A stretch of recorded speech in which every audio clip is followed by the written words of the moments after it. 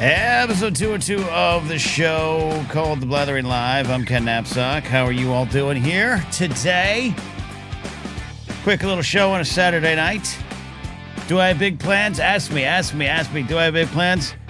I bought the new Madden. Swiped that credit card to treat myself to something nice, and I'm already screaming at it. But I got maybe I'll step outside tonight. Tully's here. Still, I'm day 17 without cottage cheese. I don't know. Fortunately for Tully, I associate cottage cheese now with the name Tully Quinn. Major Problems is here. Evan, we'll hear from Mayor Laser Bolt 898 4am. Mandalorian Jedi Addy, our resident professor of smart things, and Taylor Swift, which is smart things. It's all in the category. James Holmes checking in for the UK here before he goes to bed. Detective McCarsell says, hello, me boyos. Why did I do that like a leprechaun instead of Jar Jar Binks? I don't know. Hopefully you're all doing better than me, says Detective McCarsell. My AC is outside my place and sitting at a brutal 85 degrees inside. That is when you grab the ice packs, Michael, and you just sit on them. You just sit on those ice packs. Stick them in your trousers. But also, I feel you. Kingsport Cows here says Ken's Madden team is all black except for the quarterback. Except for the backup quarterbacks. And maybe one or two offensive linemen and a couple backup tight ends. But yep. Matthew asked, am I putting Mahomes on the Dolphins? No. I don't do that with the franchise mode. I'm starting off with the regular Dolphins, then the one season, then the next season I'll start working in my created players. I've already screamed at the game. I downloaded it and finally sat down about 3 o'clock today, and I started screaming by 3:10. I do not like the new controls. On Madden. Why do they make it so difficult? I want to pass the ball by pressing one button, not two sticks, a button, and my thoughts. I don't want that. I'm already yelling. James Holmes asked any skunk news. Skunks didn't show up last night, at least on my watch. They might have showed up late. The update on the zoo is I have those neighborhood cats. And I'm not a cat person, but I love all animals. I'm allergic to cats. I'm not going to rescue these cats. I'm not going to try to capture them because I'd have to use an actual trap.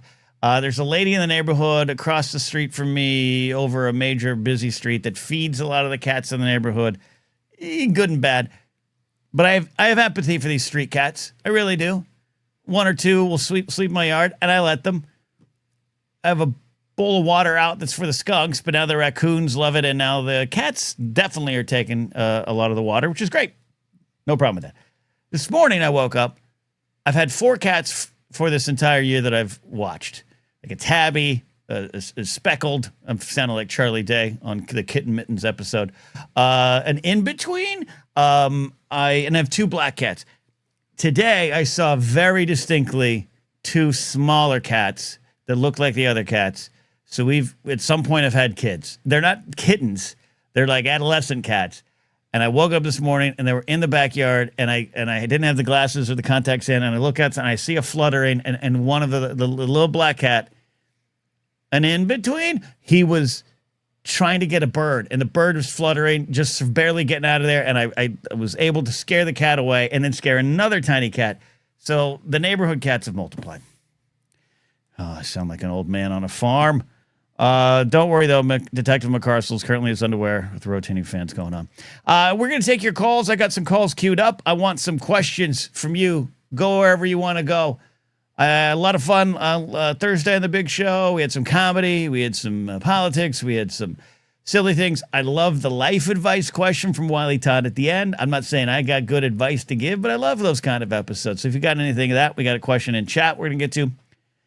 The thumbnail, the headline, I got no deep thoughts on this. I just wanted to give my reactions as I always wear my Ukraine hat and the big meeting. Was anything going to be solved? No. Did anyone think anything was going to be solved up there in Alaska?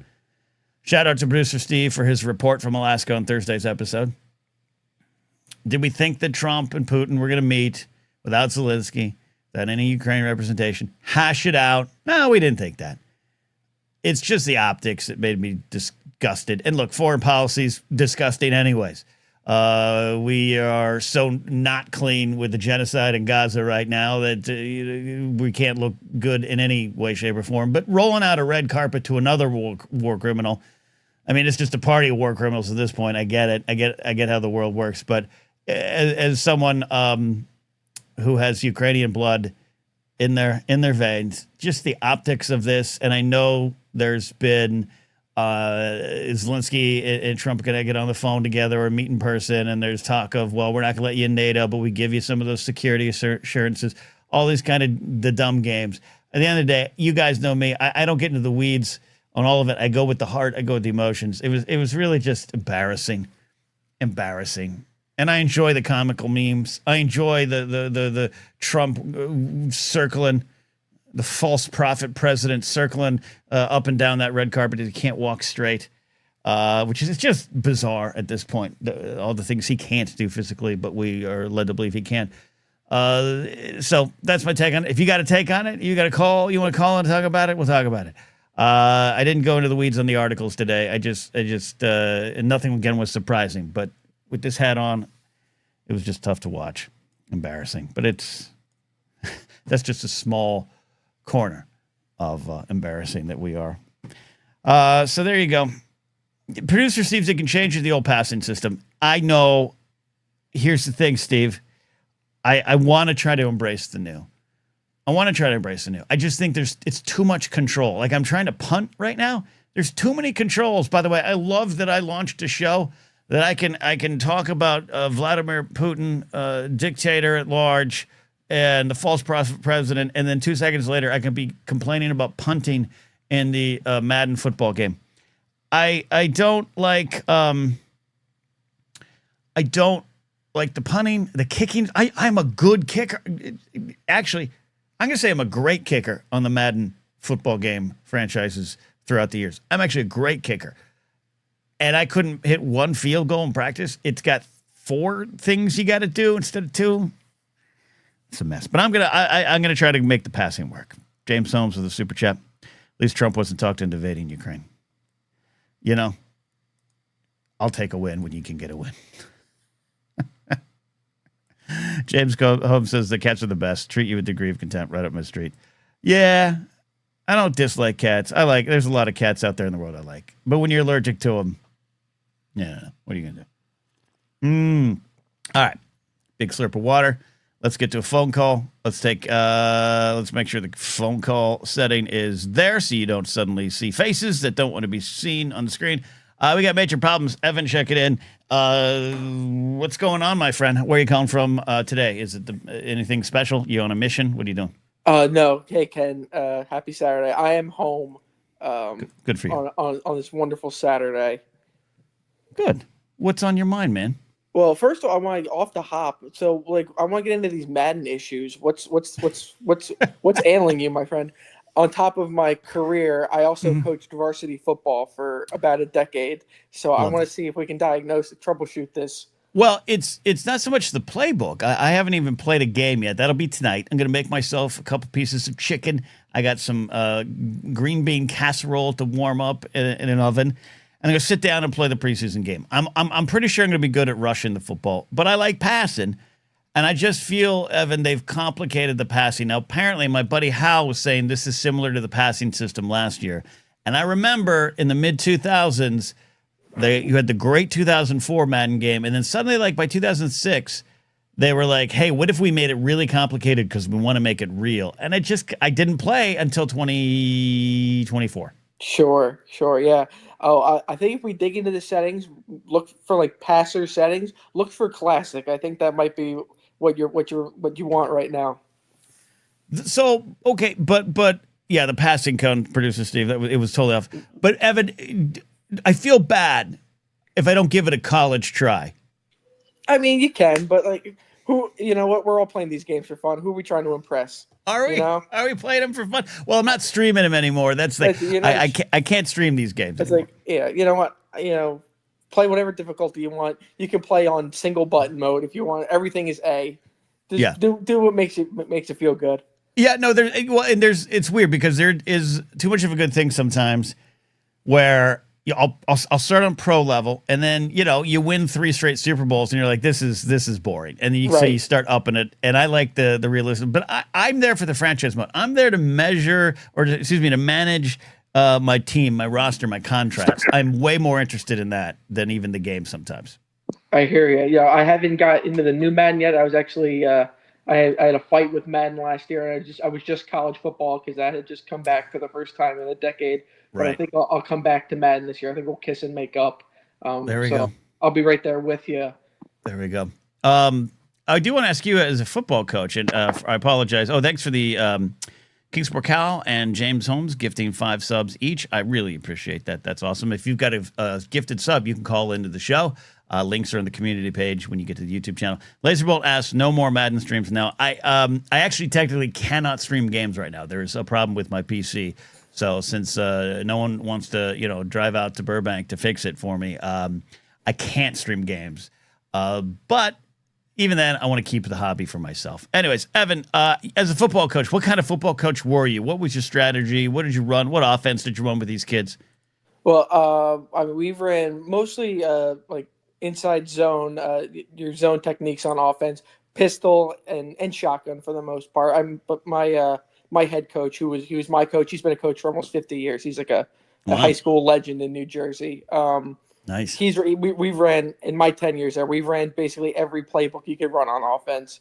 But I was more on the defensive side of the ball, and we usually ran a 3-4 for the most part. I like the 3-4. That gives me 4 linebackers, right? Yes. Yeah. I've always preferred the that lineup. I like inside linebackers, outside linebackers. I know they're called edge rushers in a lot of situations, but that's just kind of my game. You I call like them whatever you playing. want, Ken. It's all made up. all made up. We make up these words every couple of years to make the position sound exciting. It's pretty exciting. Edge Yeah. rusher. Yeah, pretty good. or Viper. Viper's the popular one now. What is that? What position is that? That's like a hybrid linebacker safety blitzing off the edge type deal. But you hear that in college a lot. Okay. I like that. Even like the slot receiver when that started popping up. Yeah. Halfback and fullback. I miss those kind of, those. Yeah. I miss fullbacks. At least the Dolphins. We need to make fullbacks great again. That's what I'm saying, Ken. Yeah. The Dolphins, for all the bad the Dolphins have going on right now, they at least have a fullback. Alec Ingold is a really good player. All right. So, any specific questions tonight other than the man thing? Where I don't want to rob time from you. What do you got? Oh no. So today I came across a little piece of sports memorabilia. We had a fundraiser at the firehouse, and I won a raffle for a Larry Zonka signed mini helmet. And I know you, as a Dolphins fan, you would appreciate that. So I want to know what piece of sports memorabilia is like your most coveted, if you could just snatch it out of off the internet or whatever. Yeah, like coveted, like I still want it. Just want it, or it's like your dream item. Man, that's a great question. Because I have over the years, I would have normally said a Dan Marino rookie card, but I have that now. And I want to shout out, I think it was Vermont Mike. Mike, did you send that to me? Someone sent that to me. And I want to give credit with credit due. I know Vermont Mike sent me Don Mattingly rookies, which were also like high on my list back in the day. But I have an autographed ball from Gary Carter. I have an autographed postcard from Gary Carter, my favorite baseball player. So I got a lot of that kind of stuff. I don't know if I was actually going to display something, it'd be like a used bat or something, give me the bat Mattingly used to hit that home run, hold on to the roof, like that 1995 playoff home run, something like that, game used. By one of my players. Definitely. My mom, who's also a big Yankees fan, I got her a Bobby Mercer used bat for her birthday last year. Bobby Mercer was her favorite player of all time. Yep. That's amazing Yankee right there. And yes, Vermont Mike was the hero. There you go. Yeah, so Larry's out. What other piece of sports memorabilia do you cherish? I have from my great grandfather. He stole it, British Museum style, stole a brick from the Polo Grounds. If you're familiar with the baseball and football stadium and Polo Grounds, but as a Yankees and a Giants fan, I have it under glass in my living room, and most people just look at a weird piece. It's just a weird brick under glass. Most people have no idea what it is. It's a brick to fight fascism in Star Wars or play baseball. Giants win the pennant. Love that. One of the weirdest stadiums ever in sports history, I think, Polo Grounds. One other weird piece of sports memorabilia I have, but I love it, cherish it. It's not weird, but it's random that showed up. But my friend John Mariano, Johnny M from Long Island, he went to a fantasy dream camp thing at Yankee Stadium, the new Yankee Stadium, and he sent me a handful of dirt from the infield. Just sent it out in a plastic bag. Nice. That's solid. That is solid. There you go. Evan, you got a nice doggy in the background shaking? I do. He just did a big stretch and a scritch. You want So everyone to hear that. I appreciate you calling in, buddy. Thanks, Ken. All right, Evan, major problems there. David Kai's here. Yeah, people who recognize your random brick. Maybe it's labeled nicely. A nice framed brick. We do have a call from Addie here lined up. If you want to call in to the show, you know how to do it. If you don't, let me tell you, become a YouTube channel member. You might have a gifted membership. Thanks to James Holmes in the UK and Kingsport Cal out there in Kingsport, Tennessee. You might have a gifted membership now. You want to call in? You can just find the link on the YouTube community page. Click the link for the Saturday episodes. Get on in here. Audio only is all you need. You don't need to put your camera makeup on. You're ready to go to call into the show. Or you can, of course, be a Patreon supporter at patreon.com/KenNapzok. The latest episode of Pop Rockin' Radio is out. Good episode this week, if I do say so myself, centered around a song set featuring new music from Hayley Williams, who hit #1 again in certain categories with her new releases, like 17 singles. She put them out, not an album, said you figure it out for yourself. She has a great song on there called True Believer. Hayley, if you know the story, and Paramore technically kind of started, and they were like a pop punk emo Christian influence band. And though Hayley, I think, still has very strong beliefs and strong held beliefs, definitely they are far from that. And this is a great song about a lot of things going on in Nashville. But check it out, True Believer. I have Dear God, God by John Lennon. Sinead O'Connor's on there, The Who. It's a big episode. I'm trying to get more people interested in the rock radio show. So head on over. Jonas says, goated band. They are indeed. Hayley's solo stuff going good. We did have a question up top of the show. Of course, it always disappears on StreamYard. Matthew wanted to know, says, Ken, the quote from the Barbie movie about Ken only being happy if Barbie looks at him really struck me to the core. I have thankfully made a lot of progress over the years in not being Simpy McSim. Simpson, sorry. Oh, the comment got broken up there. Simpy McSimpson. Simperson. But I still struggle with not feeling complete when I am single. Can you share some advice about how you navigated those traps in your own life? That's a great question, and obviously something I'm dealing with head on right now. And I think in the past, I was lost in a lot of loneliness. I was lost in a lot of pining. And that is natural, I think, to a degree. I don't think you should fault yourself for that. That's kind of how we function as humans. The grass is always greener. I remember when I was single and I wanted to be in a relationship, some of my friends would be like, don't rush it. And then when I got in a relationship, some of my friends were like, I want to be in a relationship. I was like, don't rush it. Like, grass is always greener. The thing I've learned now, and I'm thankful for now, as I am in my advancing years, is feeling like, though I am alone, and I sometimes feel the loneliness, and that's why I talk to squirrels and skunks and chase cats out, and I'm relatively nice to the raccoons. Though I have those moments, I am very, very content in being alone right now because I feel I know myself and I'm discovering myself, where much like what the Barbie movie put out there, I think that line, Matthew, that we're reacting to is devastating to a very certain degree if you've lived that life. And I felt the absence of admiration, the absence of love, the absence of affection. And that, again, is normal. But in my 20s, when I was a late bloomer, didn't really start getting into dating to late 20s. And a lot of that because I was in my head and I just felt incomplete. I don't have the exact answer, Matthew, but I pushed through that. And I've pushed through that now to where I definitely realize I don't need anything else to make me complete. I need to work on that for myself. I need to be calm and comfortable going out alone, and not to meet people, but just functioning alone, and really just being with yourself emotionally, and not putting that on other people. And I think what happened was a lot of, it seems like what you're talking about is that I'm only good if I'm noticed. That energy is negative energy, not intentional. And when you're going out and about and you're trying to, not that you're searching every day, Matthew, but when you're going out trying to find someone or connect with people in life, and that's the energy, that's the over pining, I think that just makes the divide even larger between you and the people around you. So take a breath, hour by hour, be comfortable with going places by yourself. Know who you are, learn who you are, adapt who you are, change who you are, grow as you are, all those things. And then also don't be afraid to acknowledge that you're lonely. Embrace dying alone. Tully's right, too. Some other options in here. Laser bolt. I got used to being single a long time ago. Not sure if it's a good thing, but it's better than having someone mad at you all the time. There's truth to that. Dr. Eddie says that is the key to a happy single life. Being content with yourself. You never be good for someone else if you aren't. Yeah, that's true too. Absolutely is true.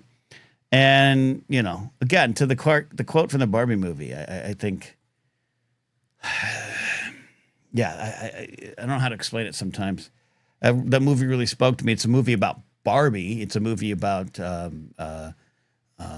women, I think, trying to function and other folks trying to function in this patriarchy that the movie deals with in a comical fashion, but a poignant fashion and an important fashion.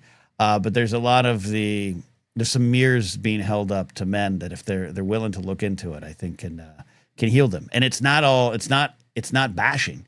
There's no part of that movie that bashes the men in the film. It wants them to walk through a doorway into personal acceptance and personal freedom, I think. So you're there, Matthew. You're there. Yeah, Matthew says, thanks again. I appreciate the sage advice. I realize letting go of expectations for myself and or others. Yeah. Just function, man. We all just got to function. All right. You going to call into the show? You all should call into the show. We got about another 40 minutes. So let's bring in Dr. Addie. Dr. Addie's here. Addie, what's your favorite thing to do out in the public alone? Restaurant, movie theater, park? What's your hobby? I don't know that it's favorite, but the thing I'm most comfortable doing alone is going to the movies because you're not going to talk to somebody else anyway. Or at least you shouldn't. You shouldn't. Yeah, you shouldn't. Maybe. I don't know. You could. But yeah. Oh, that's great. I like that. You shouldn't be having a conversation with the person you went with. Let's put it that way. Yeah, that's true. Yeah. The movie theater always... It wasn't for... I didn't... it wasn't until I moved to LA and was here a couple years. And then, I just didn't have anyone else to go to the movies with. So it was like, all right, well, this is how we got to do it. And it once you break that seal, it's a fun thing. It really is. Yeah, I don't like going to restaurants alone, but that's less the going alone part and more the like I could order it to go and go home and watch Netflix like while I'm sitting in this restaurant. Yeah, and I'll acknowledge the honest truth is, it's a different experience for you at a restaurant bar alone than it would be for me, because then there's probably a lot of men who want to, bother you. But there's something. When I go, I take a book. Yeah, that's yeah. Or, I get lost in my phone. I love going. I bring a notepad and work on some stand-up or something like that. But I have less worry of someone approaching me and going, "You come here often?" Yeah. So ordering out, picking up, taking home. Yeah. I get it. Yeah, I also I go running alone, but that's not really like well. Anyway. Yeah. What's on your mind? Well, I was gonna it's weird that you were talking about the new Hayley Williams music because it's kind of tangentially related. Okay. I was wondering, I have a doc recommendation if you haven't seen it yet. Have you watched Shiny Happy People? I don't think I have. Okay. Go on. Okay, so Shiny Happy People is on Amazon Prime. Okay. It is 2 seasons. The first season came out a couple years ago, and the main focus of it was on the Duggar family, Oh yeah. which was 19 Yeah. kids and counting. Right. But it's also very heavily focused on IBLP, which is like the evangelical Christian homeschooling community, Right. and evangelical Christians taking over the United States. And then the second season goes into, I forget what it's called. It just came out like last month. But it's like these like weird youth Christian like mega church concert, almost revival type things. Right. That, Right. that were big in like the 90s and the early 2000s. Oh yeah. Oh yeah. And talks about those, because of course there were, in both of these things, there were nefarious things going on Sure. behind the scenes, because A groomer's playground. exactly the good people running the good church were not good people. Color me shocked, I says. I Shocked. know. But I think with some of the things you've talked about with your background, I think you would find it very interesting, and I have to recommend it. It's only, between the 2 seasons, I think it's only 7 episodes. So that's a good watch. like, it's an afternoon. It's not Yeah. not a commitment. But it's it's really interesting, because in both cases they talk about, like, they don't name check things like Project 2025 and stuff like, but like it's there. It's there. Of like, there's a lot of like, this is how we got here, folks. It's a through line, yes, and that's the stuff that I say fascinates, because it's the only word I can use to describe it. But it's so compelling, fascinating, scary. But that history is continuing to go, right, and the John Birch Society and the Heritage and the Southern Strategy and all these things. Just you start reading them, you read them or learn about them separately, and then they all, like a puzzle, start getting to put together, and it's crazy. It's crazy. All right, it really is. All right, I'm gonna take a peek. But I recommend it. It's a good watch. I did think of something based on what people are talking about in the comments about traveling alone. I do have to say, my favorite thing, I was actually talking to my therapist about this. Yeah. My favorite thing about being single and having no children is that I can do whatever I want. Freedom. And I don't have to, like, I don't have to run it by anybody. I don't have to make sure that it's okay that I go do this. Like, I planned a last minute trip a couple weeks from now because I wanted to. Yeah.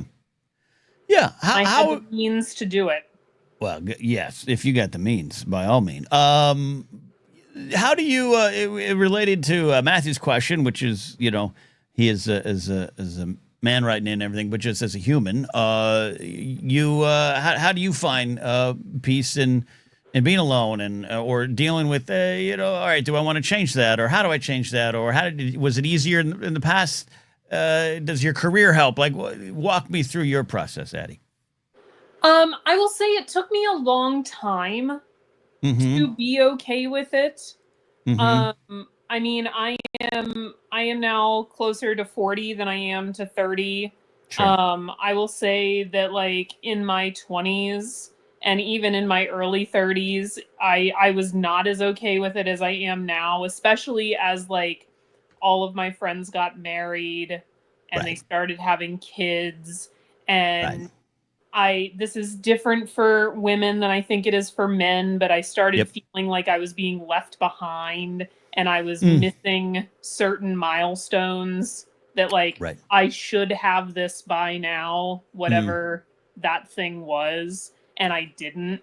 But I've become okay with it because I look around and again, this took time. This is not something like I had to get to a place where I was okay with it. But like, I started looking around and was like, it's not so bad. Like, I like my life. I like the things I do. I like my friends. Right. I like my job. I like my students most of the time.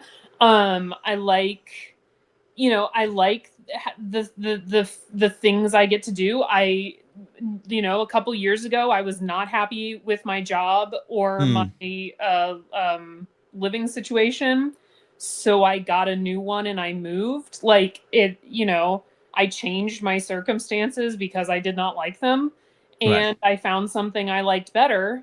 And, I think it's just a matter, like I said, you have to be content with yourself. If you are not content with yourself, you are never going to be happy with somebody else. Like finding somebody else to complete you should not be the goal. That is a recipe for a disaster because that's not their job. Their job is not to make you a whole person. This is, No, this is great stuff because the key takeaway here in this discussion is I think that you're talking about it wasn't where you are now is, of course, not where you started, and then you went through a process. You're also talking about, and I want to acknowledge definitely different journey for you, but it the finish lines that get put in front of you, and then you do feel like, well, I'm not hitting those finish lines. I still struggle with it, I'm going to approach the big barrier of 5-0 soon, and it's like I got nothing in terms of those big finish lines, and that sucks and it hurts, and you have to kind of reconcile with that. And I'm not just talking about the I don't own a house or that kind of stuff, or I can't go take myself out to a dinner without worrying if I'm going to have money for groceries. Oh, not that stuff, but like I'm at that point where like, all right, the idea of not having children, and yes, I could could be like Al Pacino and have a kid at 80. I get that, but we're past the point where that is normal, and I'm like, all right, we've crossed that threshold essentially. My life didn't go that way, and I'm good with it, but I had to reconcile and kind of come to terms with it, if that makes sense. Absolutely, Ken. I always I always thought I would be a mom, and I have recently come to terms with the fact that is probably not going to happen. But I'm a kick-ass aunt, so there you go. And there you go. The benefit to that is, I'm not responsible for anyone else's bodily functions. When something gross happens, I can hand them back. Like, hand it over. It's not my problem. Indeed. So it's a growth thing, and and like you pointed out, some days are easier than others. Like I've been real down the last week because part of it is I'm just kind of lonely, but like. Last night I had dinner with some girlfriends and I'm feeling a little bit better. Like, it's just, you gotta find your thing, and you gotta find your people. And that doesn't necessarily mean a romantic relationship. It doesn't have to mean a romantic relationship. And I and it's, not everyone has the, depending on where you live and work and everything, but it's like I can't preach enough about the human interactions, and I got friends around me that I can call up and we can meet up and we just go for a little stroll, or I go for my long strolls with my friend Jason in the morning. Or tonight there's a chance I head to a comedy club. I don't know if I can afford the 19 drinks I want, but I might, just to be around people, and you don't have to even interact. I think just the human contact, the human connection. It's, like I said, it's not all romance. It's find your people. Find your people if you can. I also have to say I've watched one of my best friends, and I love her to death, and I say this with all of the love in the world. I watched her ultimatum her way down the aisle. Yeah. And her husband is a putz. And Ken, I'm not even joking.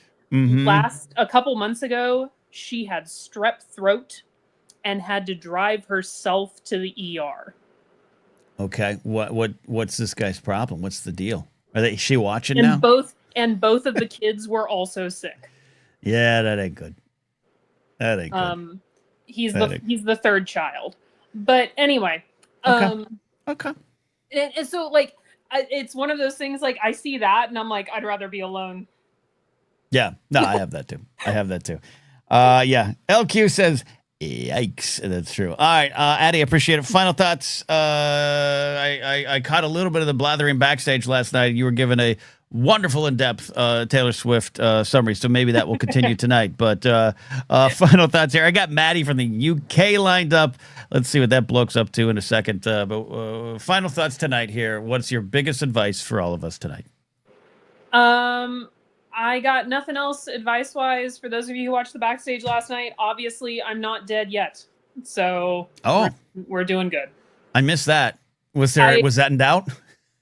I hit my head at dinner last night, and I remain a little concerned because it does still hurt a little bit. Okay, a little concussion. We got to put you on concussion protocol tonight. Okay. No.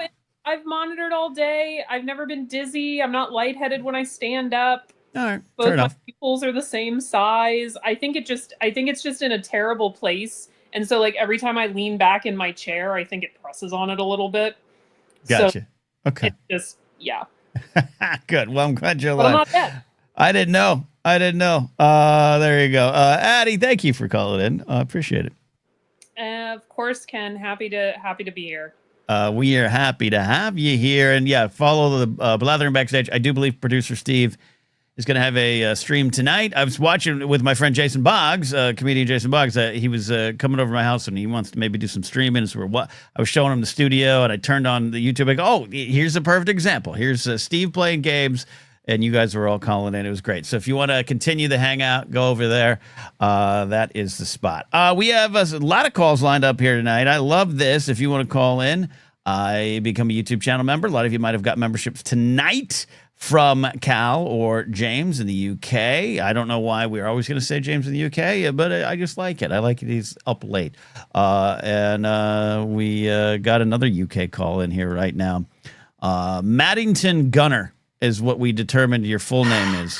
Maddie, how you doing, buddy? Who's the we in the we determined? I just think my name. Yeah, no, it came up in chat, or maybe it was on Anytime. I think Alden and I did it because we got Charles Worthington Mountbatten Meyerson Ashby the Fourth or Esquire, Charlie Ashby, and then I dubbed you Maddington Gunner. Okay. Well, if you dubbed it to me, then I guess I can't. No, it's it. I can't argue it. That's it. You can't argue it. No, it's written in stone now. Yep, it's your official. It's your official Christian name. Me, Christian. That's a good one. Yeah. Well, yeah. Okay.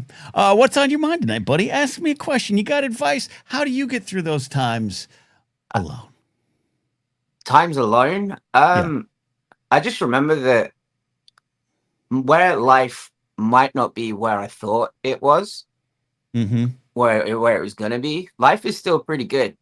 You know, I'm the other side of the world right now I'm surrounded by people who love me, and that may not be what some people think is traditional or whatever. You know, I'm not married. I don't have kids or anything like that, but you know, I've got a good, it's a common theme that comes up with us is found family. Yeah. I get to do what I love to do. I get to do what I want to do. And that's, you know, I don't really have much to complain about other than the state of the world and how long it's taking your government to process my fucking visa. You know, I got nothing on that. I just hope you get to, get to Ellis Island and the Statue of Liberty and get out of there safely. Ellis Island. Mark Ellis has an island. Yeah, Mark Ellis Island. Yeah. Are you here? Am I seeing you soon? Next week if you're around. Yeah, I'll be in LA from Monday. Look at you. Traveling the world again. There he goes. I'm currently in Sacramento. I've been just hanging out with friends. I met my one of my best friends. He had his firstborn son recently. In Sacramento.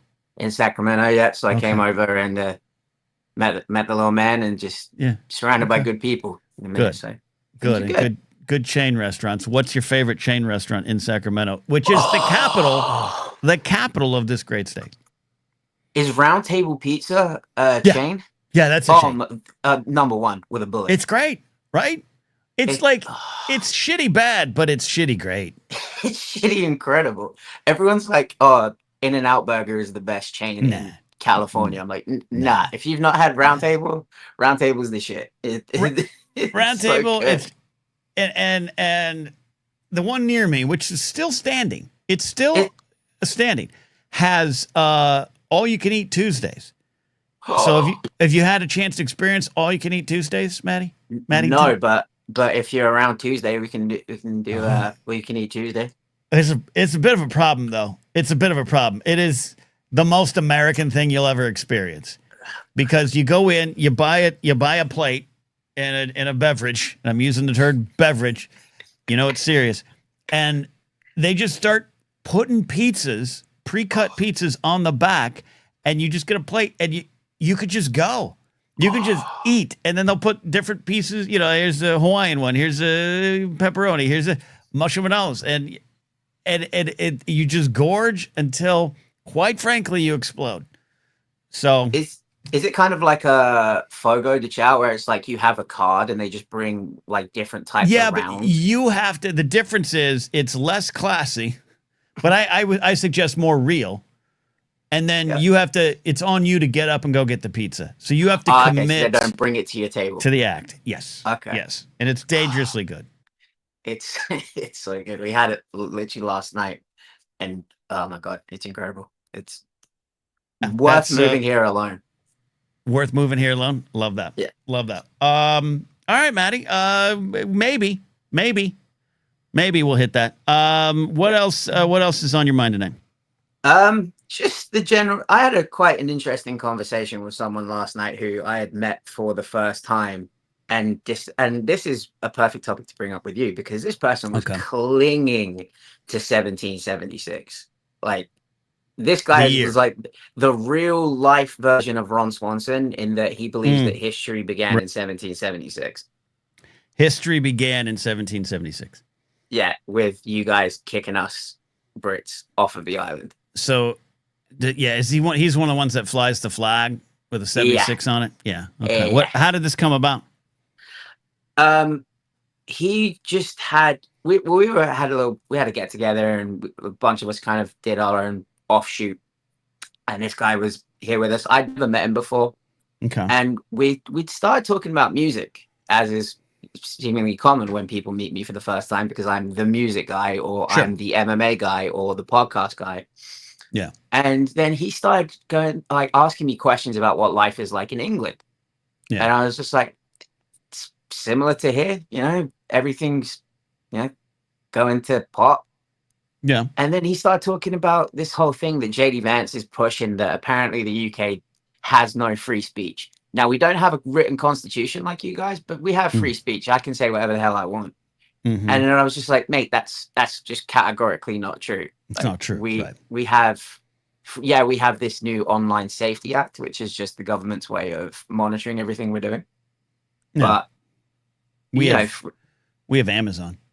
Yeah, we have Amazon, but we have free speech. And then he started going on, and he started giving the usual right-wing bull crap of like, oh, Trump's not on the list, I started going for all these conspiracy theories. And then he started going on about 1776 like it was some big win. And I just turned around and I was like, okay, but what does that do for you personally? He was like, nothing. I just wanted to bring it up. And I was like, okay, cool. You've just completely killed the conversation. You've completely killed the vibe of the evening. Yeah. Does that make you feel good? Yeah. And JMB says it's this BS of the right wing. They push the narrative that America is the only free country, as if Canada isn't free, or the UK isn't free, or Japan isn't free. Look at the Freedom Index, or just that it isn't all, a complicated mishmash of life. Yeah, and it works, because it all boils down, Maddie, to the flag. This 76 flag. I got a not a neighbor, but there's someone in my neighborhood that has a beautiful dog, by the way. It's always out in the front yard. It's this well-trained German Shepherd named Maverick. So that just tells you right away what we got going on. But he flies a Marine flag. Got no problem with the Marines or serving the Marines. But he's got a Marine flag, and then above it, the 1776 American flag. Oh. And then he's got on his door a "Don't Tread on Me" flag. And it is just... He said those words too. Or it's coming back to me now. I remember saying, "Don't tread on me." It's their talking points. It's their talking points. And it is also, just such a simplification of what happened during that time and during that era, including one of my, I think J&B said it, you know, that without the French, we would have got our ass kicked maybe at one point there, you know, and then yet, meantime, we had 20 years of freedom fries. Yeah, I don't know, Maddie, and it's, you can't win, right? You can't win because that's not their goal. Their goal's just to plant the flag, maybe literally, in the middle of the conversation, and it's some sort of attempt to dominate. I don't know. It's just, it drives me crazy. And it kind of came down to the last point I had on that conversation was kind of, I had a realization, something that you, Joseph and Jen, talk about on Force Center quite a lot, and something that you and I have spoken about quite a bit, is the sports talk radioification of art. It seems like it's also happened to history. Mm-hmm. Like, people think these wars are like some sick win, when really it's like, yeah, people died. Well, yeah. No, and I got to tell you, you know, I can make my jokes of being a middle-aged white man who loves his World War II docs and his Vietnam docs, and I do. I love Saving Private Ryan too. Yeah, but I love the real history of it. I mean, again, I've made no bones about it. I get obsessed with 9/11 docs. I watch that a lot, and it's a thing, and you can make stand-up jokes about it.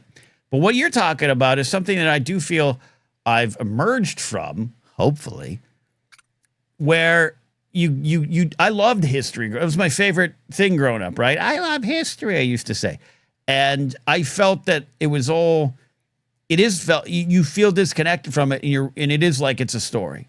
Like you're watching a Star Wars. And I would even say, like, well, my favorite war is, you know, probably the Civil War, World War II second, and then Vietnam, because I like the helicopters. And then World War I is my lowest. I guess American Revolution, but it's kind of like, that's how I used to talk about it when I was 11 or 12. So it does become exactly what you're talking about. Like, it becomes just this event that you have no connection to. And the real history is glossed over. And that's why the Ken Burns doc on Vietnam, or the Turning Point doc on Vietnam, now through the lens of history, we get to go back and see a lot of things that a lot of that generation, even those, well, maybe not those against the war, but a lot of folks who I know and family members I know, some who served and lost a lot of friends in Vietnam, still can't reconcile some of the, you know, reasons we got in the war were based on false flag or false pretenses or just out and out lies. It's weird to watch them try to struggle with the real history versus what you're talking about. 1776, baby. Like, it's frustrating. Yeah. But other than that, the dude was actually like he was a really, really nice guy. We were really like getting along. I was like, oh, I've made a new friend here. This is cool. And then he just starts bringing that up. And I was like, fuck's sake. Yeah. For fuck's sake is probably the way to look at it, Maddie. Probably the way to look at it there. Yeah. Buddy, I appreciate you calling in, checking in. I was going to say it's late there for you, but it's not. You're in the same time zone as me. And can't you confirm, Maddie, please, can't you confirm that the Pacific time zone is the best time zone? Thank you. I'll take no comment. You just asked me to confirm, and then you say you take no comment. Well, I'm asking you, but I'm not in chat. I've won this argument. Okay. Well, while I'm in America, it's, you know, rock, flag, and eagle, baby. Pacific time is the best time zone. Okay, that's fair. Because I'm just saying, it's only 4:49, man. You and I have options tonight. Do I have some chicken in the house, play some Madden, or do I watch one of these docs that Addie's recommended, or another one I want to watch, or do I go to a comedy club? I don't know. I still got 7 hours left in my day. You got 7 hours. You can do all of that. Well, okay. Yeah, you're right. All right, Maddie. I don't know if we're going to hit roundtable because I don't know if I want you to see me like that, but we'll catch up next week. Remember, I saw you at Sean and Jill's wedding. I kind of seen you much worse. Sean and Jill's wedding, I was at my peak.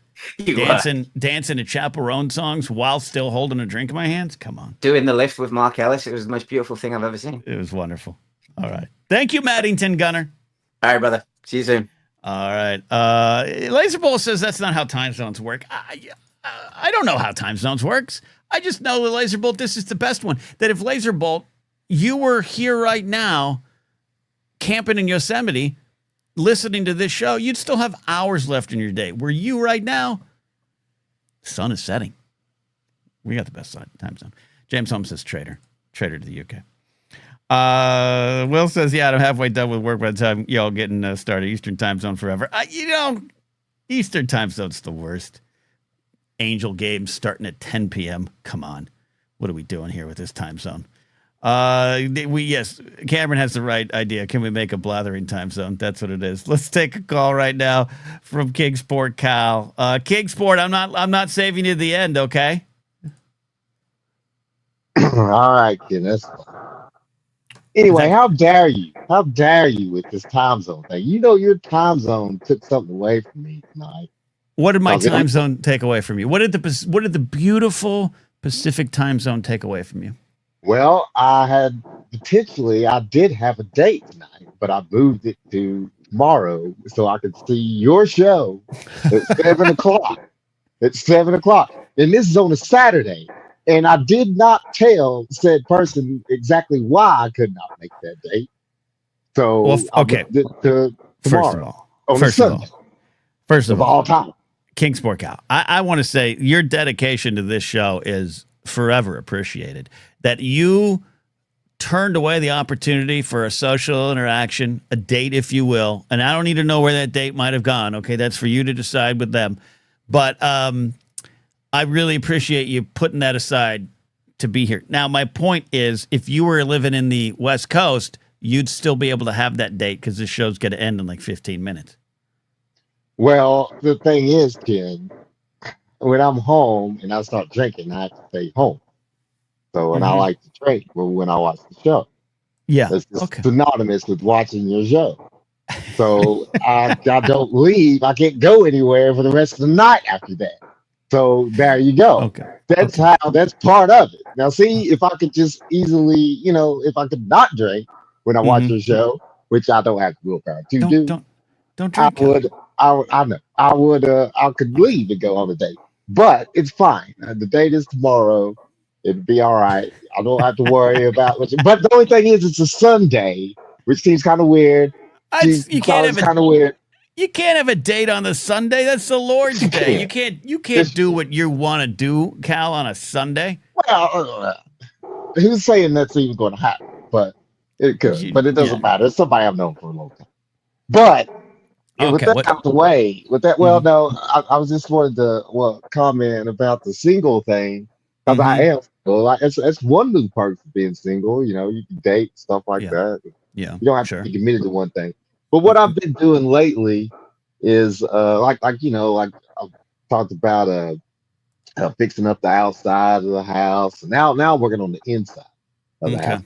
Is try to make your space, especially if it's all yours, because it is, try to make it to where you don't want to leave. Where you don't, you know what I'm saying? Make it cool enough, comfortable enough, to where I agree with you, Cal. And I had said this before.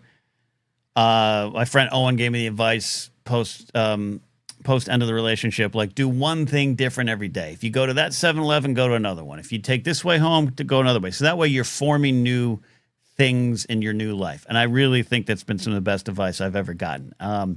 But in regards to like where I live now, I'm blessed to still be in this house for a couple months at least while I figure things out. Hopefully an answer emerges. We'll get there when we get there. But I finally have been comfortable enough, Cal, to expand my living imprint in this house, if that makes sense. Going into the empty office and going, all right, I'm going to put something in here that's mine. Moving some stuff around the living room so that's mine. And I feel comfortable. And therefore, I feel even a little bit more content in my own life. I think that's good advice, Cal.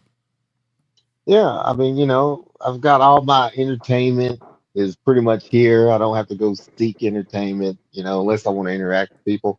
I will say that the two convenience stores I go to, I'm a little too comfortable with the owners, but that's fine. What does that mean? What I'm saying? What does that mean? I don't know what you're saying. Well, what I mean is, I come in, I bullshit and talk to them and everything like that. They talk to me, they like it because they get bored. You know what I mean? Okay.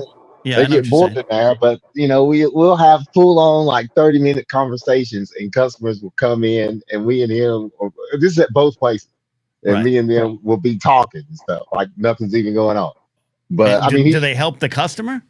Yeah, they still do their job. It's their store, but I mean, we're still talking. It's You just weird, hang out. you know. Okay. No, I don't hang out. I'll buy. What always happens is You I linger. go in. No, I don't linger. We get engaged in conversation. I'll go and buy stuff, and Yeah. they'll ask me what I'm doing, Uh-huh. and then I'll purchase everything. So then I will be lingering there with 2 bags or a bag in my hand, while me and the other person have a full blown discussion while other Right. people are coming in and out, Okay. and, So you're and they're lingering. still getting served. You're I lingering. guess, but I'm not lingering because we're having. You're dilly-dallying. They're making me linger by talking to me. They're And making you. I don't have so much What? interaction with other people on a What? daily basis that I'll stay there and continue the conversation. Okay, but what are the customers doing while they're waiting to check out, and you're just chatting with these guys? Well, this is Tennessee, so a lot of times they jump into the conversation. Then Why? you will What does have, that mean? What does that mean? They're friendlier than us here in California. I assume so. I don't know. I've never been to California. I just know how it is here in Tennessee. I've And been to so Tennessee. they'll talk. Well, dude, there you go. I've been to Tennessee. You know what I'm saying? And I got to tell you, very nice out there. I went to that KFC in Johnson City, Tennessee. Just wonderful conversations with people. So I don't think you're wrong, Cal. I think we can be friendly out here too, though. I never said you couldn't. I just stated the fact that I live in Tennessee, and people, we talk to each other. I haven't yet to see a Gen Z stare or whatever the hell that is. Oh, I had here a in Gen Z Tennessee. stare. I had a Gen Z stare the other day, but it was great though. It was great. He was also real nice, and he came around when he handed me my food. But I walked in and I did kind of the I ordered 2 slices of pizza, and I just kind of did the, hey man, how you doing? And he didn't say anything. He just stared at me until I ordered. And then I was like, okay, cool. And I placed my order, and I didn't call attention to it, Cal. Then I just go, hey man, I really appreciate you. And so when he delivered me the food to my, I was waiting to go, he's like, hey man, thank you very much. And we had a good exchange. I broke through the Gen Z stare. Only you can. Only you. I don't know. Come It's on. the pepper, the white beard is a little disarming. It's disarming. My beard is disarming. Okay, that's perfect. Now, Let- Jonas has traveled the world. He, of course, his base is in Sweden, and he was out here for Star Wars Celebration Anaheim. And I remember he said this then, that there's a lot of NPCs in LA. I think that's true. I think that tracks. Do you have NPCs in Tennessee, or you're all main players? Well, I mean, for me, NPCs is pretty much people I don't even know because Sure. being, you know what I mean? They're just non-playable characters. I just don't know them. Yeah. But Yeah. you do have not yet. Some of them I don't want to know, but you do have your people that everywhere you go, because this place is so small. Like in LA, you can probably go a whole day doing whatever you got to do, travel, riding around, going to stores and shit, and not see anybody you know. I cannot do that. Everywhere I go, Okay. I'll see Yeah. somebody that I know, at least one. You know That's what I'm fair. saying? I do know what you're saying. That's fair. So there's not really that many NPCs around unless But if you moved to Nashville, if you were in Nashville, more NPCs. Oh yeah, well if I was in Nashville, it'd be totally different. Nashville, Memphis, even in Johnson City at times. You know what I'm saying? In Johnson City, Yeah, you know. I know what you're saying. Johnson's a little bigger than Kingsport, right? Yeah, it is, and that's the thing though too, man. Johnson City is getting bigger. I don't know. Well, you probably won't see it, but our local news has been talking about it.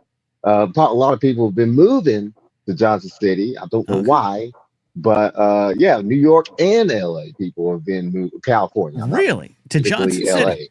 Yes, they Johnson want City. they want to go to that Walmart. All right, okay, fair enough. I guess. We have more than Walmart in Johnson City. It has a lot of things, but it's growing, and it's growing so much that the government is getting a little worried about it, and they're making it because we don't know, they don't have as much housing. Also, they are cracking down on downtown area because crime is increasing downtown. I know and it. I know it well. Yeah, There's and they are trying punk to bar there. Okay. Yeah, the Hideaway. The Hideaway. Yeah. I've been to the Hideaway, Cal. Oh, did we lose Cal? Cal.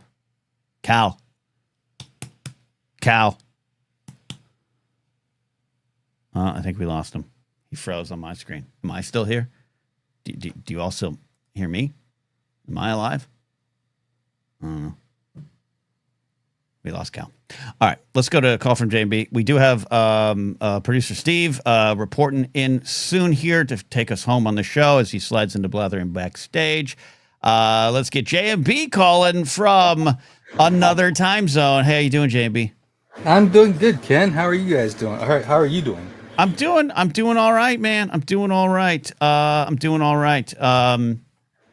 happy to have you in for a second time. Thank you.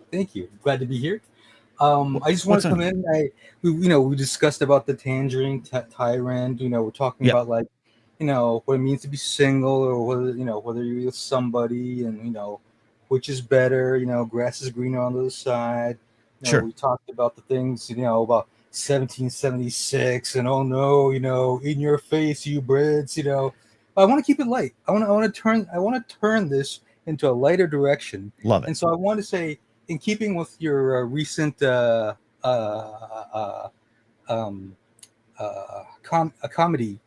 thing, where you're talking about like hall passes. Yeah. Now, personally, if I were with somebody in a monogamous relationship, call me old-fashioned, but I am not a very I'm not a hall pass person. But the thing is, you're single, I'm single. It doesn't really matter. This is all just sort of fantasy world, right? We're just like, whether it's Amelia Clark or whether it's somebody else.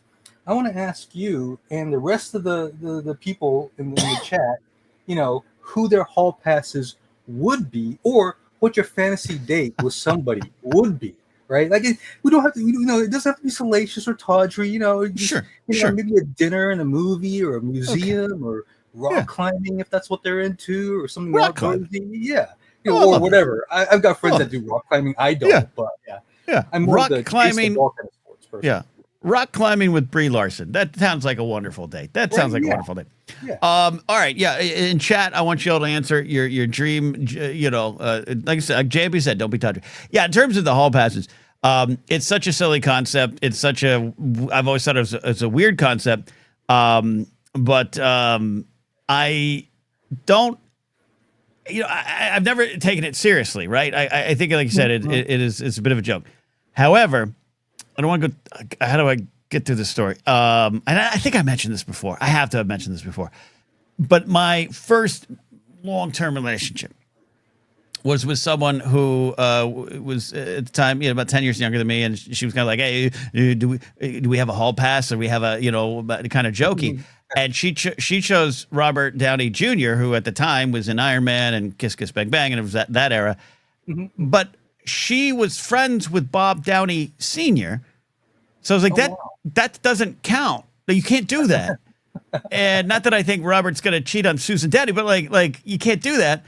And then I don't want to I won't drop names, but in her previous relationship, they had this kind of hall pass situation. She had named someone who was a rocker punker in the UK, like a mid-level band. I don't even remember the name of the band.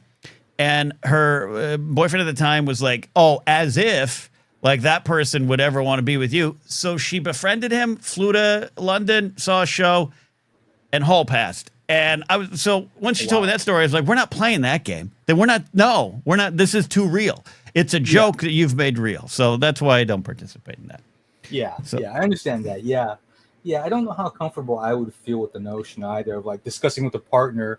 If you're in an open relationship, if you got something like that going on, maybe it's a different situation. But I tend to be exclusively so far, in monogamous relationships, and so I'm just like.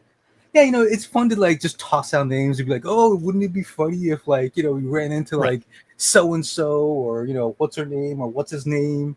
But it's like, I've always kind of thought of it more in the realm of like, just sort of like, frivolous fantasy and like, oh. Yeah, absolutely. A little fun. It's a little fun. Yeah. But like, and especially, in LA, you might be around, or New York or Paris or a bigger city or London. You might be more around these people, but also, and I have in the full, I put the full Amelia Clark bit up on my YouTube channel, not the short, but the full version. And I touch upon it a little bit there. I don't know if I explained it well, even in the bit, but like in normal, like heteronormative relationships, straight man, straight woman, whatever it might be, in those kind of scenarios, like the hall pass isn't going to work for me either. Cause far less likely to convince a celebrity to hook up with me than vice versa. Her with another celebrity, and I just so it's like you're losing. This is a fun fantasy game, and we're losing from every aspect. Right. I believe you described yourself as a troll. Well, yes, not a comment troll, but an actual troll. So there you go. Right, yeah. JMB, I'm going to go through some of these answers really quick. First of all, Michael McCarcel says, I rock climb. So there you go. We can all go on a date with Michael McCarcel. Rock climb. There we go. Tully Quid says, Florida Spew all day, all night. Giggity. Addie says, Jonathan Bailey. I know he doesn't play for my team, but oof, there you go. King's Workout says Katy Perry, though he misspelled Katy Perry, so there goes his chances. Cam asks his girlfriend's hall passes Jenna Ortega / Andrew Garfield. Svetnik, Emma Stone. There you go. Laserbolt says, I need Lupita Nyong'o to tell me I'm funny. That's the best. Matthew Glenad says, Una Chaplin. Love her. Game of Thrones. Wonderful, wonderful. Michael McCarthy's got a great end. I'd love to grill with Henry Cavill. That's good. James Holmes, tennis lessons with Serena Williams. There you go. Ryan's got a great answer. Martinis with Tina Fey. Love that. You guys really stepped up. Jonas Perkins says Tom DeLonge. I'm not even by. But there you go. Sometimes it works that way. J&B, great thought starter, buddy. I really appreciate that. Thank you. No problem. Thank you very much. All right, J&B calling in 2 calls in a row. Will McLean says, Air Moriarty, Starlight from the boys. Oh, I am aware. All right, producer Steve's on deck. He's on deck again. I guess he was in the hole. Then he was on. But Brady's here. But Brady's changed his name. This is amazing. It's Brady on the go. I love this. I love this rebrand, Brady. What's going on? Hello. Can you hear me good? Well, you're coming in hot to trot, but yes. Distance. I'm on my phone right now, actually. Oh, you're calling in. Okay, literally calling in. Yeah. Just a long Saturday, you know. I do know. What do we got? What's on your mind? So we talked a lot of topics today, and I saw you last week, and when I went to buy you a drink, I feel like I gave you a Gen Z stare because you responded so quickly with your answer, and I went to the bar and I had no idea what to do, and I think the bartender could tell, and I wanted to ask, how do I do bars? I love this. This is great because it's real. Because I was afraid of bars and bartenders for years. Joseph Scrimshaw and I have both talked about how we shared a fear of bars thanks to Wu Hair and the Cantina Bar in Star Wars: A New Hope. Okay, first of all, what was in our exchange? I remember the exchange. You said, "Can I buy you a drink?" I said, "Yeah, rum and Coke, or rum and diet, a rum and diet." What was wrong about that? I just want to make sure next time I avoid the mistake. No. There's nothing wrong on your part. It's just like I've never had that interaction really before, and you respond so fast. I was like, I took me a second to process. Like, I need to buy the drink right now. Okay, well, the drink showed up. You handed me a drink, and it was a great beverage. In terms of how do you bar, I think number one, I acknowledge that it's not always a comfortable situation. 2, I make friends with the bartender, but not like over friendly, not like annoying. Not like Cal hanging out at a convenience store after he's bought items and interrupting them. I wait patiently. So if it's a crowded bar, or even if it's an empty bar, if I get up to the bar, I don't do the immediate like signal for the bartender. I just kind of get up. I maybe stare at the drinks. It's not even an act casual, but it's just kind of like I'm here on my time and your time, and we don't need to rush it. And eventually they'll come over, and I don't do the extra chit chat. Just, hey man, how you doing? Can I get a rum and diet? Boom. Want to keep tab open? Yeah, I'll keep it open. No, I'll close it. I tip well, and that's why often I do like to close the tab, show what I tip, and then come back and reopen it, and then you get even more of their attention. That's kind of my style. What do you feel? Oh, that's actually really good advice. Yeah.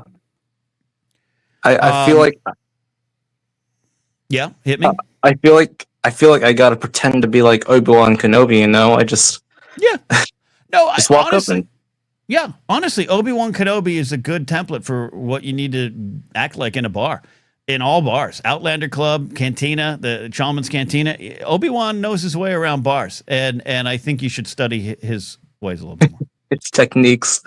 Yeah. I was totally like last time I was totally like Luke Skywalker. I was like, ooh, what am I doing? Yeah, and it's okay, it's solid. Laser Bolt, of course, former professional bartender, solid move coming from a former bartender.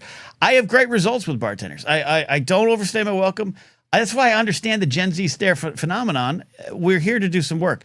If we have time to chat or whatever, maybe, but I don't need it. And I'm never pushy. And to your, if you're not sure what drink you're ordering, I think it's okay to express that. Like, hey, my buddy needs a rum and diet. Is that possible, or something like that? And they're going to come back. What kind of rum? Always, if I haven't provided you the answer, just go a house rum or a Captain or something simple. And then occasionally I'll make a joke. Rum and diet is not the most exciting drink to order, so I'll make a joke about it if I need to, if I've got the bartender's attention. Okay, I'm taking notes right now, but you can see. You're taking notes? Oh, this is great. This is great. Bar 101 right here. Dave McKay says, "Don't cut anyone's arms off, Brady." Yeah, that's it. I'll try not to. Yeah, I'm quick to not quick to apologize, but I'm quick to I make sure they know I'm not going to interfere with their night, because a lot of people probably do. We should, what we should do? One day we'll get Laser Bolt on. We'll have him fire up the Starlink, and we'll have him call in and give tips to make bartenders happy, which includes tips. Oh, okay. Yeah. There you go. Get all the best advice right there. There you go. All right, Brady. One more thing. Is this all translatable to hotel bars? Yeah, definitely. Except for hotel bars, which I love, as you all know. If it's not an event, now it's different at a convention. From there, I'm a little more aggressive, not with the bartender in an aggressive tone, but I will seek out eye contact with them, and kind of communicate that I'm here, but I'm not rushed. But if it's a normal hotel bar, if it's like a 12:30 and you're checked in and you're just going, yeah, you have a conversation. Again, if they're offering it, take it, but don't push it. All right. These are great tips, and I don't want to hold Steve off. Yep. There you go. Thanks for having me. Appreciate you. I'll get you the drink next time, Brady. Oh, thank you. All right. Brady on the go. Love the rebrand there. Love the rebrand. All right. Last segment of the night here. I think got a follow-up report. We had producer Steve fly up to Alaska on Thursday to give us a preview of the big meeting with Trump and Putin, the false prophet, and the dictator at large. We now have a follow-up to that report. Steve, get on in here. How are you doing, buddy? How's it going up there? Hey, Ken, how's it going? Thanks again for having me, as always. Yeah, Ken, I'm just going to be glad that I can write off the expenses on this trip, because holy shit, we didn't do anything. I spent more time at the hotel bar at the Ramada Inn behind me, I think, than Trump and Putin did speaking to each other, Ken. You were there for a longer amount of time, it seems. Yeah, absolutely. What was the drink of choice on the ground there? Oh, they make a great old fashioned at the old Ramada Inn back there. I don't know what they were putting in it necessarily, but I just liked the way the wood chips smell, and the guy had one of those neat little vests that he would always kind of wipe his utensils on. He seemed to have the aesthetic going, but they kicked me out after about 4.5 hours on Friday night for just complaining about things. So I haven't been able to leave yet. I'm hoping my flight was supposed to leave tonight. But Spirit Airlines, who knows what's going to happen. So. Spirit Airlines flying out of Hawaii. What was the takeaway on the ground from the meeting? How did everyone feel it went when the red carpet was rolled out for a war criminal? Yeah, so it looks like the red carpet. I think the most that was done, Ken, was probably in that limousine trip from the airport to Sarah Palin's backyard. Right. That seemed to be the only. I mean, those are the only pictures we have of them kind of grinning their ass off and kind of yapping it up. The press conference, they didn't answer any questions. They said it was extremely productive, Ken, but there have been no agreements. There have been no decisions. So I don't know what was productive, but it was extremely productive. But nothing has changed. Ukraine and Russia are still at war. Go figure, Ken. In order to have peace negotiations in war, you should probably have the parties at war involved in those negotiations. So possibly. So here we are. But glad we can expense this trip because if this came out of my pocket, that wouldn't have been good. Yeah, you just tell your tax guy when you file next year. Were there any when they were at Sarah Palin's house? Did they play any yard games? Was there anything jarts or one of those little beanbag toss games? Do we know anything that happened like that on the ground? I'm told that the Russian delegation brought out like very large lawn darts for some kind of a like cornhole type of game using really large lawn darts. The Secret Service was not having any of that at all. I'm pretty sure they thought that those were either weaponized or had some kind of chemical agent in them. Let's be honest, they probably may have. But no, other than that, Ken, there wasn't too much recreation aside from just a lot of sitting around, waiting, a lot of talking. And so, like I said, nothing really happened. Countries are still at war. Putin still wants half of Ukraine, and Trump has just said, "Hey, I really think Zelensky should make a deal." So that's where we're at. We think Ukraine should make a deal, whatever that means. Yeah. Is there any truth to the reporting, which we know some of the transcripts were leaked or left on a phone in a hotel lobby bar? Maybe you got those. Do we know there any truth that the Secret Service did help Trump win cornhole? Or did they also have to have Putin win a couple rounds? How did that play out? Oh, so yeah, the reporting goes, Ken, either way. I mean, we get the paper we get says that, Trump won 21-0, 3 straight games. The paper that the Russian guys get says that Putin won 21-0, 3 straight games. And then we also have to make a third one that says that Kim Jong-un also was here, played, won. He won 21-0. And that's just for the North Korean version of the paper. So so they distribute all the information to everybody. But you reminded me about the thing in the printer and the hotel lobby. Did that make the news? Because I forgot something. So they found that, right? Shit. Yeah, they found it a little bit. Yeah, they found the transcript, the plan. So as part of do we have like a lawyer on staff at the company here? Is that part of our legal fees included in my benefits? No, I don't. We have a professor. We have a health czar. We have a Kingsport Cal. No lawyers. Cal might pretty. Okay, Cal, I might call you. I might see what a retainer costs for Cal in court. Cal could probably defend you. I think he's charismatic enough to kind of defend you in court. Okay. All right. So we might get. I should probably go, Ken. Yep. That makes me a little worried. But thank you for having me. Great show. Appreciate it. Happy Saturday. I need to get back. I'm gonna play some video games tonight to de-stress. So. Yeah. Fly back, fire at the backstage, and have a lot of fun. Thank you to our reporter on the ground, producer Steve. Get home safe. Okay. Thank you, Ken. Take care. All right, producer Steve, checking in and checking out, and we are about ready to get on out of here. Kingsport Cal says he does have his country lawyer license. All right, that's good. That's what we need. Hey, thanks for watching. Thanks for listening. Thanks for calling in. I love the calls. Call in with advice. Call in with hall pass questions. Call in with anything you want here. That's what we do. It's the Blathering Live. Become a YouTube channel member to call in. Become a Patreon supporter at patreon.com/catnapsuck. Get full comedy sets over there. Get Pop Rockin' Radio. Great episode out now. Pop Rockin' Radio 47. Check it out. I appreciate y'all. See y'all. We'll do it next time. I'll be back Monday. Maybe Tuesday, Monday. I don't know. We'll see. You know where to find me. Bye.